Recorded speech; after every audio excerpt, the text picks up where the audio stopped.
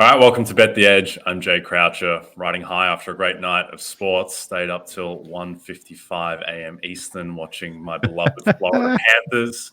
Matthew Tkachuk nailing the winner in a game that never ended. If I'm a little bleary-eyed, it's because my daughter, who turns 1 tomorrow, she doesn't care about Panthers hockey, and she woke up at 5:30 no respect for Panthers hockey or the fact that cats have 9 lives. We're not going to talk about the NHL today. We're going to talk about the NBA later, but we're going to start off with you, Kenny Rice. Thanks very much for joining us. We're going to talk about the Black-Eyed Susan and Preakness Stakes. And let's start off by talking about the Black-Eyed Susan.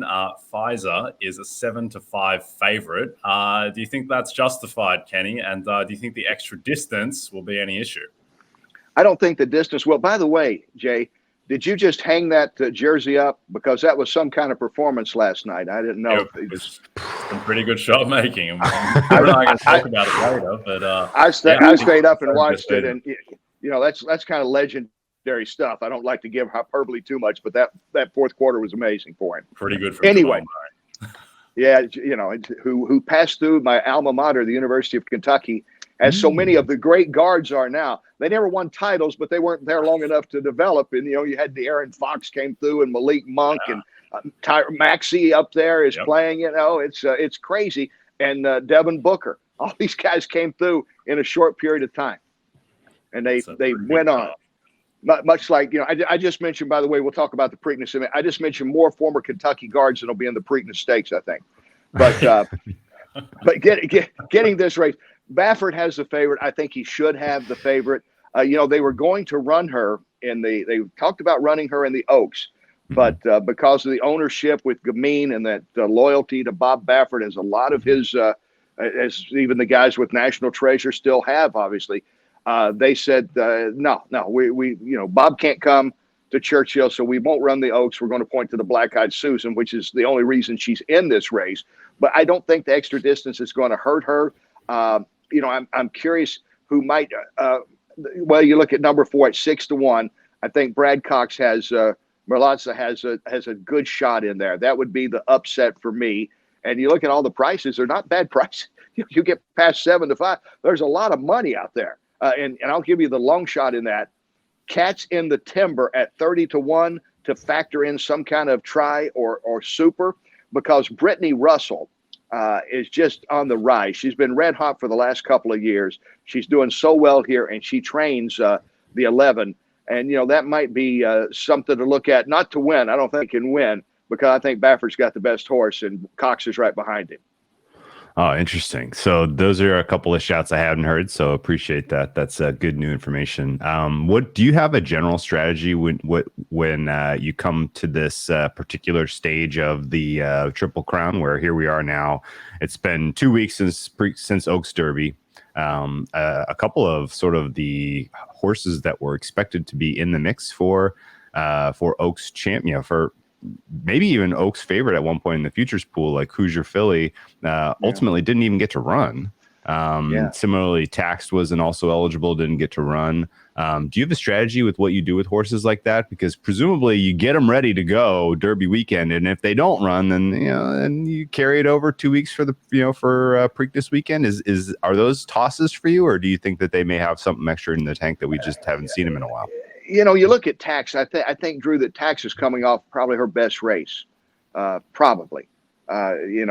She did so many things right. Hoosier Philly, on the other hand, I don't know. It's almost like, again, we'll go back to the old basketball analogy, okay? It's like that the great All-American high school basketball star that slowly transitions and is not ready for the draft immediately. It has to be a sophomore, maybe a junior, before they would live up to expectations. And last year, you watch her last year. I thought Tom Amos does a really nice job, obviously, with so many of his. But I thought that she might be the best coming into this year, the best 3-year-old candidate, or one of the top 3, let's say. And so far, I keep looking and saying, well, let's see, can I make an excuse? She's kind of right there. She's coming off a 3rd and 4th, but she can't take that next step. And I don't think in this company, I don't see her with Faiza or with Merlatza taking that next step past a couple like that. And, maybe even like Comparative, it's not a bad horse at 12-1. I think the competition is really good here for her. And, I don't know. 10-1 seems like a pretty nice price for her. I think I'd make her a little higher price, actually. Any other, you mentioned cats in the timber at 30-1. Any other horses that are going to be on your card, Kenny? Those are the ones that I'm looking at the most, because we're focused obviously just on the Black-Eyed Susan and trying to figure out now what to do with so many of the changes, just like the Derby, we had more changes than I can ever remember. And now we're looking at a Preakness card. And I think Mage, it's been 1948 since only one Derby horse, not Derby winner, but only one Derby horse came to the Preakness. And now a horse had to drop out earlier today that I think had a great shot at winning. As a matter of fact, I was getting ready to pick First Mission to win the Preakness. I thought I saw him run into Lexington. I thought he was that good. And I know Cox was pointed towards this race. He didn't even think about the Derby because the time frame was too close to the Derby from the Lexington. So that's kind of what I've been looking at today. Again, I think that this could be a good return to Pimlico for Baffert, not just today in the Pimlico, today in the Black-Eyed Susan, but it'll be interesting tomorrow to see how he does in this Preakness field that keeps dwindling. Yeah. Can I ask you about Baffert a little bit? So, obviously, like the buzz around horse racing right now is all kinds of, thoughts and concerns and safety of the horses and all this. And Baffert, of course, is coming off of suspension for, not necessarily having the, the best kind of mindset about the care and well-being of his horses.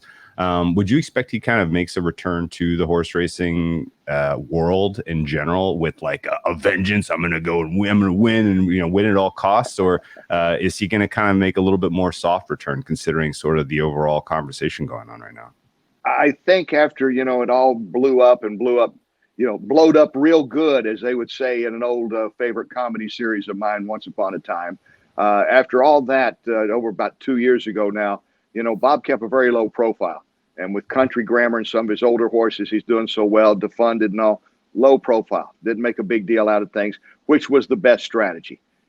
His clients, like I say, that stuck with him, they didn't make a big deal. When National Treasure goes to Tim Yaktine to try to get some Derby points in the Santa Anita Derby, and he finishes fourth, nobody made a big deal. Yaktine knew that he was only, there for the moment, and Baffert would be eligible to run in the Preakness, and so they knew they were going right back. So I think that part of they've handled well. A couple of questions that I have in general for racing is, what has that accomplished, Baffert's suspension, in the overall look of things? And when you still see problems in the horse business and questions about horses' health and how did they get injured? What's going on? How did they have a horse death? Can you get an explanation? I'm not sure that changed a lot. I personally think, look, Baffert made a mistake. I still liken it to driving 70 and a 55. He violated a rule. He should have been punished. He should have been fined. I think that it was too severe what did happen. He didn't commit a felony, and but he was loose and he made a mistake. And I don't make any excuses for him. And I think now, after he tried and didn't handle it very well, I mean, he'd tell you that. I think after he tried to do that early on, look, he just made a mistake. He got a little loose with things. They can't use that ointment on the horse's rump within a certain time period. Before that, they could use it, and that's the toughest thing to explain. How can you ever explain? It'd be like, let's say right now in the NBA playoffs, some guy takes 3 Tylenols, but he could only take 2 for his leg pain. And now, what is it? Do they throw him out? Do they ban him from the league? And people say, well, that may be trivial, but no, that's kind of what happened with Baffert. It wasn't a performance enhancer. It wasn't an it wasn't any kind of steroid, not an anabolic steroid in any way. It was a ointment on a horse's rump that's legal most of the time, except within a certain time frame. And, I don't know if all these pico and nanograms and things are really good for the general public. They get very confused. And I'll tell you what's going to be tougher, in my opinion, with horse racing is with everybody able to bet out there. And, Kentucky now, where I live, they've got the gambling coming in. You go bet on sports, and Keeneland's getting ready to add on out there and put in a nice little sports book. So there's enough competition out there that, as you know, with all the other sports, you really have to have transparency, and the bettors cannot be saying, wonder what's going on. Why was that horse why is that horse scratched a lot or whatever? They need to have more transparency. Maybe this HISA that goes into effect next week, the Horsemen's, Safety Act, maybe that'll help out. I hope it does. because the sport really needs to have clarification all across the board. Okay, that makes me feel a little bit better because that was going to be complicated feelings if he's in the winner's circle once, twice, a couple times this weekend. It was going to be like, are you excited about this, or is there going to be questions swirling? And we desperately, I think the sport needs to sort all this out long before we get to the 150th running of the Derby next year, where Baffert will be back. Because if that's the central part of the story at the 150th Derby, then something's gone terribly wrong. So hopefully we can kind of resolve all this between now and then. And best of luck to him in the Black-Eyed Susan, where he's got the best of the horses. Yeah, he should win this race. I think he's confident that he will win this race, or he wouldn't be here.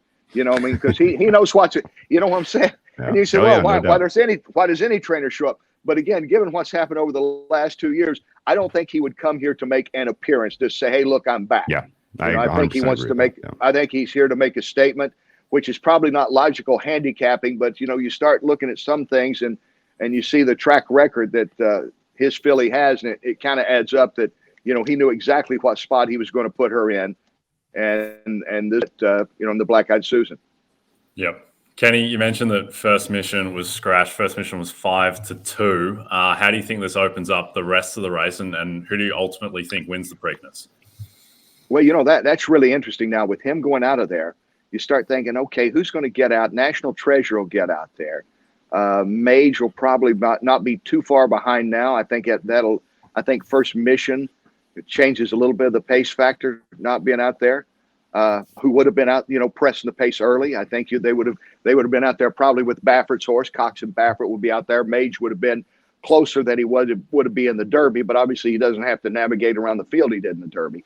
The horse in here that really interests me is Blazing Sevens, who was on track to be in the Derby. They held him out of the Derby.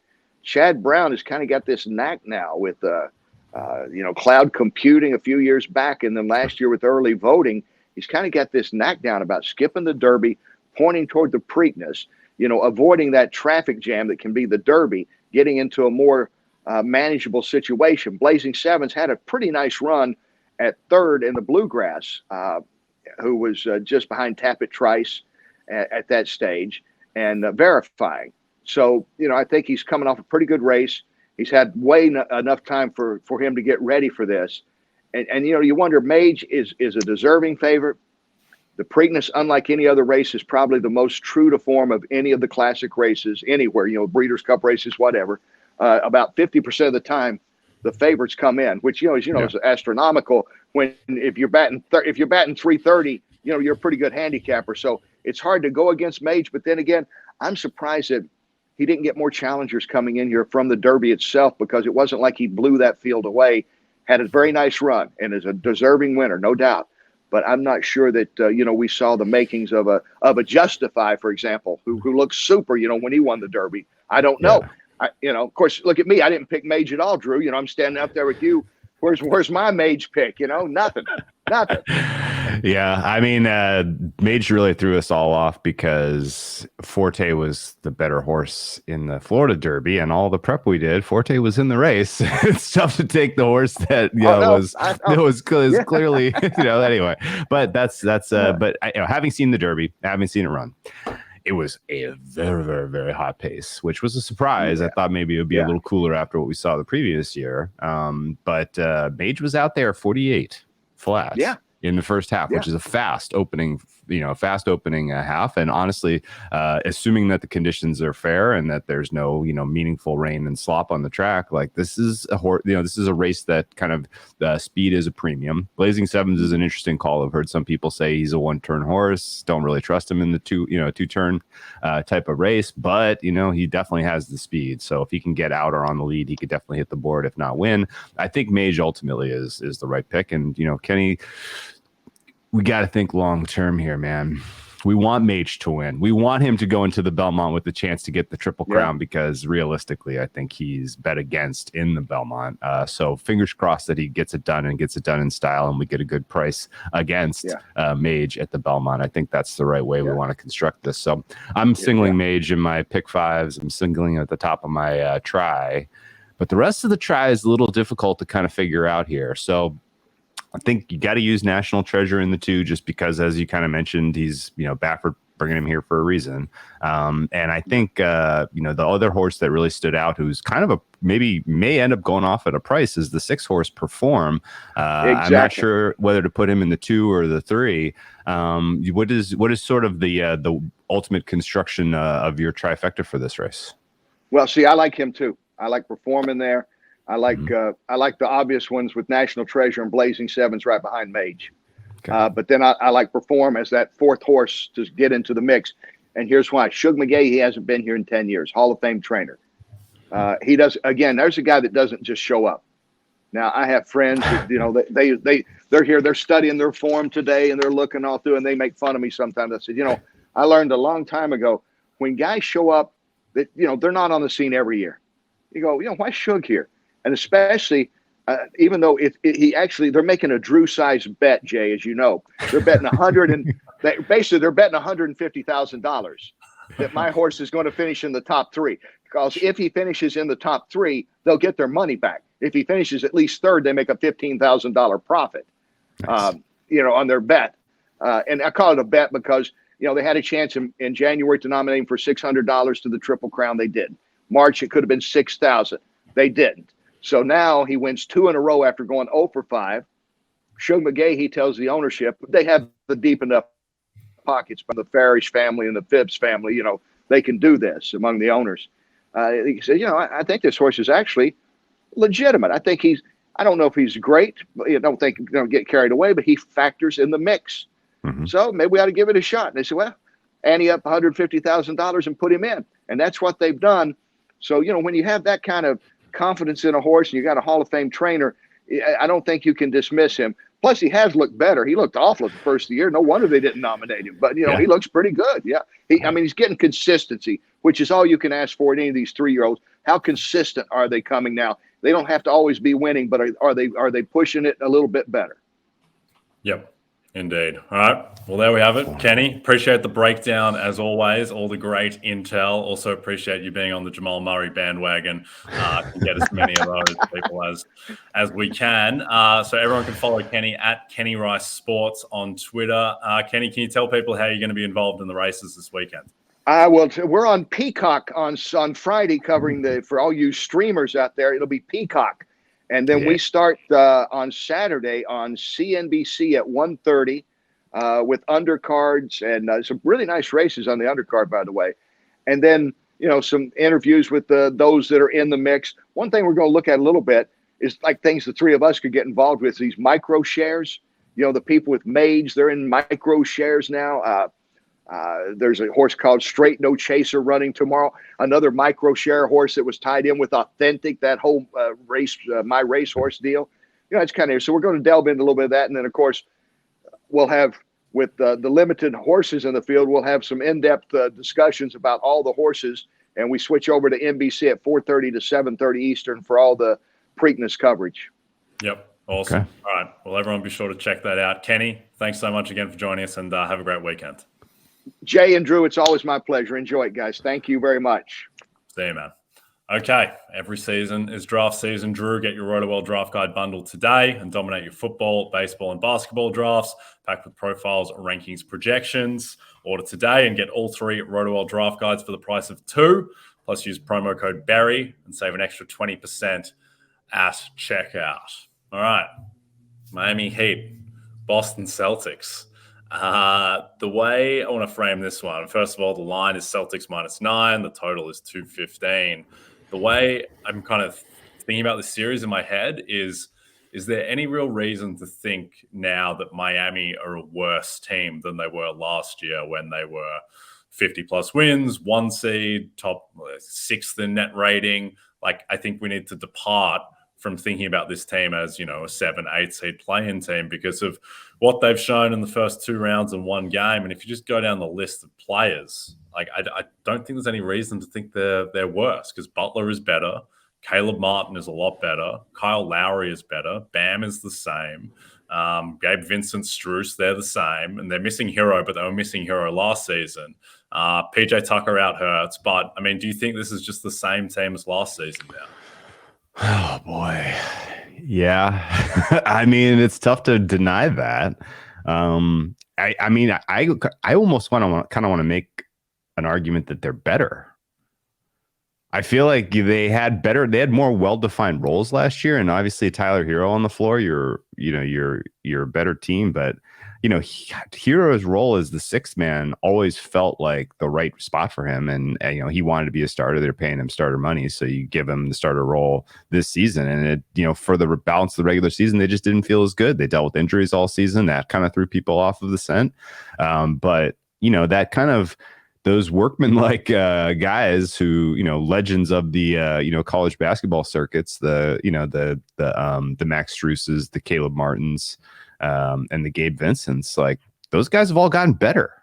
They're all better this year than they were last year, and they have the experience of last year's playoff run. So, I looks to me at least like, Jimmy Butler is going to continue to perform at an all NBA level, and those guys have all taken a meaningful step forward. And, oh, by the way, some of the role players, Kevin Love and, Kyle Lowry, even, he looks like he's in better health and better fitness this year than he was last year. And, so I'm not running to the window here to back the Heat to win the series or win the title or anything, but 9 points is crazy.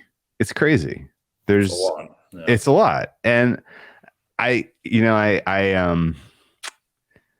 running pretty hot in the NBA right now, and everything is saying like just take tonight off because this is a Heat or pass price, but the Celtics have their backs against the wall. And for whatever it's worth, that the Celtics have, a meaningful lead in the second half of this game, the Heat are better served giving their guys a little bit of a blow and regrouping for game 3 at home and protecting home court.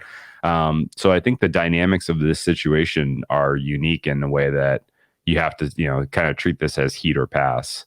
And for me, this is a pass, even though I think 9 is kind of an absurd price. I mean, I think once we come back for game 5 in this series, and if it's 2-2 or 3-1 Heat, you're going to see Celtics 5.5, 5. That to me, I think, is a more fair price, considering the true talent gap here between these two teams, which is a lot closer than we really ever gave the Heat credit for. Yeah, I think ultimately, I think that the Celtics will be bigger than that in Game 5 just because of how much respect the market has for Boston. I mean, even last season, Game 6, Celtics Heat, with the Celtics a chance to close out the series at full strength. It was Boston minus 8.5 against the 1 seed Heat. So I would think that, rightly or wrongly, I think the market has that respect for Boston. I think, to me, like, if you just compare this series to the series last year, which was a Jimmy Butler 3 rimming out from going the other way, I think what people maybe have forgotten about that is that, one, Kyle Lowry missed the first 2 games last year. He was hurt. Hero only played like 78 minutes for the series, so he was really a non-factor, and he wasn't himself when he was out there. Butler also basically missed 3 games in the middle of the series. Like, he missed the half of game 3. He played game 4 and 5, but didn't look right with the knee, and then all of a sudden was just back. So I think the Heat are in a kind of health-wise and the way they're playing, they're in a better position.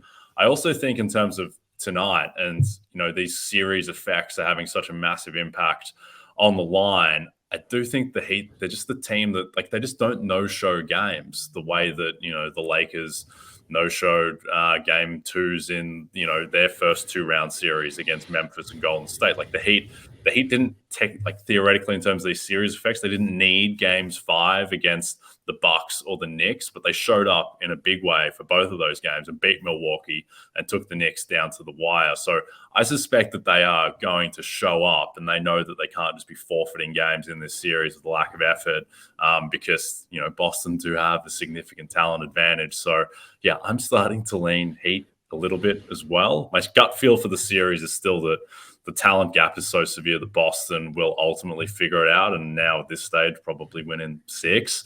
But at the same time, like, Butler is the best player in the series. I think clearly Spoelstra is clearly the better coach by significant margin, and now they've got home court advantage for the series. So I certainly can't dismiss the Heat. Yeah. I mean, they could steal this game tonight. I don't think that you can. I don't think that. I mean, There may be a point later in this series where I'm pounding the table and saying Celtics at any price. Don't be stupid. Like that could happen. We could be on next week, and I could say that. But this moment, I don't know that I'm going to bet the Celtics once this entire series if this is the prices we're going to get. I mean, this isn't right. These two teams are closer. This is surcharge because people think the Celtics have to win because they're down 1-0. And yeah, and by the way, like there's plenty of historical backup, like teams that are at this point in the playoffs. If you lose your first game at home, and the market views you as clearly the better team, like traditionally those teams absolutely take care of business in game 2. And so maybe that's why I'm a little bit trepidatious and I'm not playing the Heat tonight. But yeah, I mean, 9 points that's not a fair price. Yeah, I think is it 17 straight times that the team down. It's like the automatic, like a game 7 under kind of deal in terms of just situational spots. And maybe it plays through tonight, but 9 points, man. Whew. Yeah.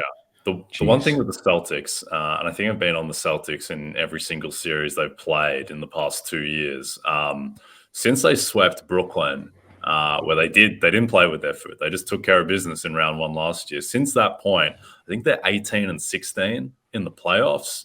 And that's like the Warriors. Yes, that's a great team. But outside of that, I mean, they're playing teams like the Trae Young Hawks, the Sixers with Embiid missing a game and then not being right the whole series, the Bucks without Middleton.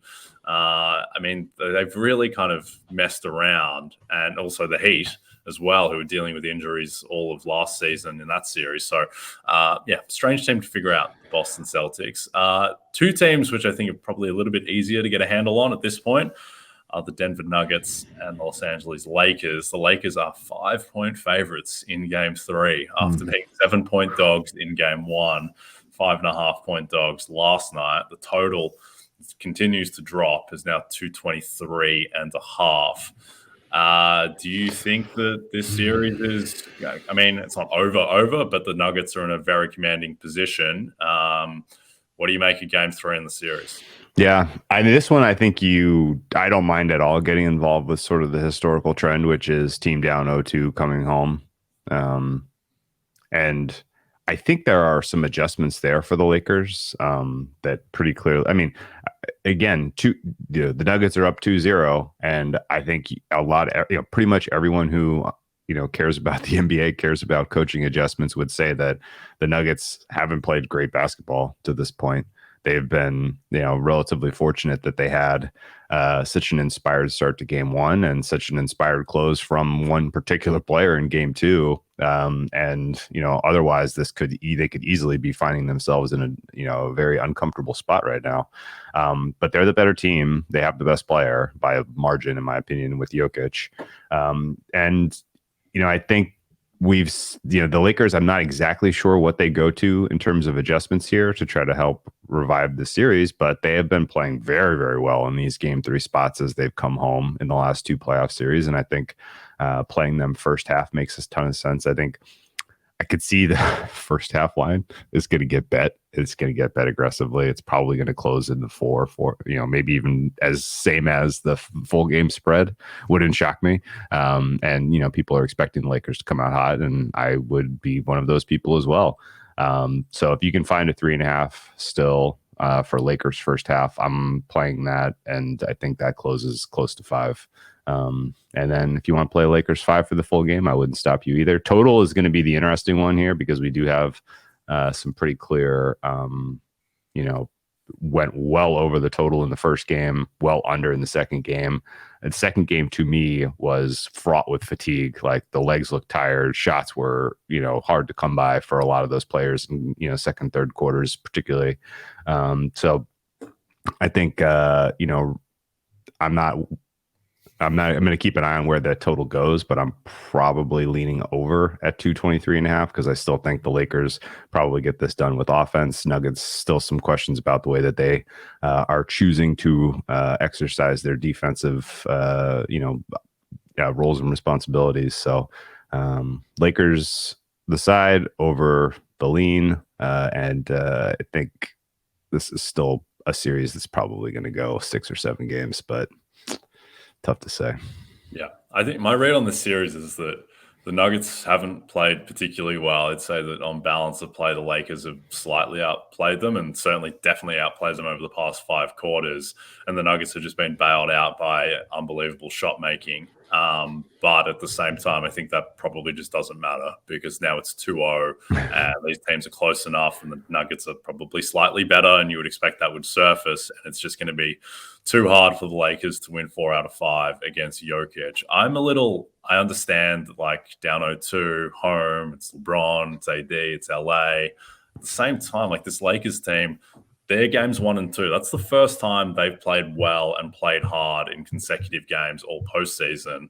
LeBron and AD are playing 40-plus minutes in these games. So I'd be a little bit skeptical that they're going to come out with enough energy to just blow the doors off of a Denver team that hasn't really played well in the series yet. Like, I don't think Denver are going to be complacent, like, oh, we've solved out, we've figured this team. Like, Denver they're not clicking at the moment. I think they've got adjustments to make. I don't think Aaron Gordon is just going to continue to sit in the dunker spot with AD roaming just for the rest of the series. Like, they have things that they can do.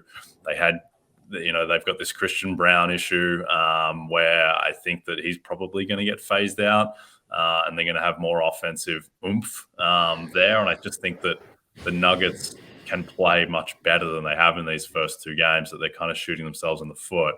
And also, like, LeBron kind of hurt his ankle last night too. And I thought that was notable in the 4th quarter that he didn't look right. And he was settling for jumpers. It didn't seem like he had much left in the tank at all.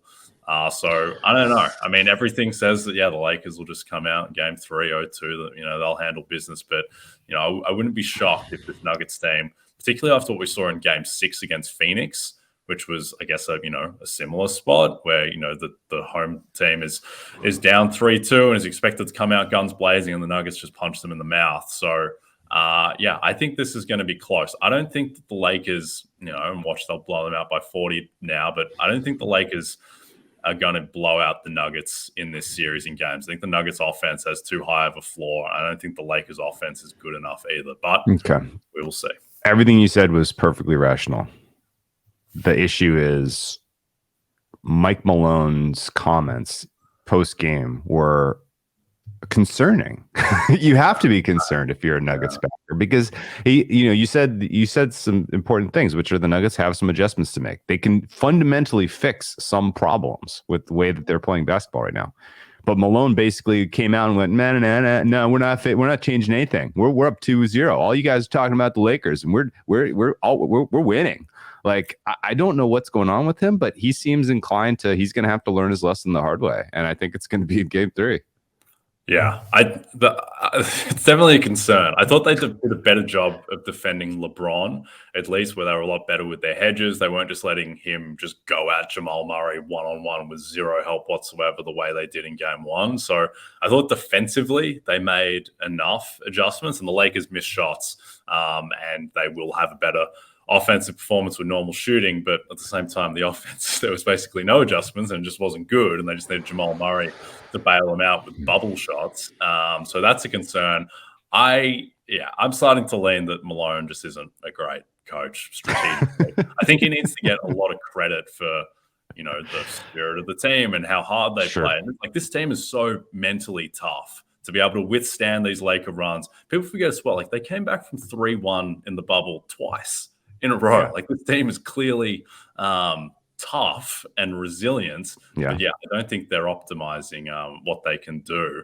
It's just they're not trying anything with Gordon. It was just like the same stuff over and over again. Can we have him out on the perimeter setting screens for off-ball shooters? Can we have him spacing to the corner?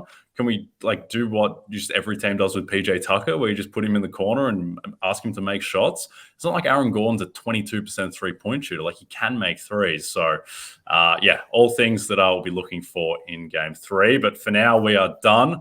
So don't forget to check out NBCSportsEdge.com for more information to help you with your wagers. From Jay Croucher and Drew Dinsick, we'll be back on Monday. Thanks again to Kenny Rice, and good luck this weekend. Cheers.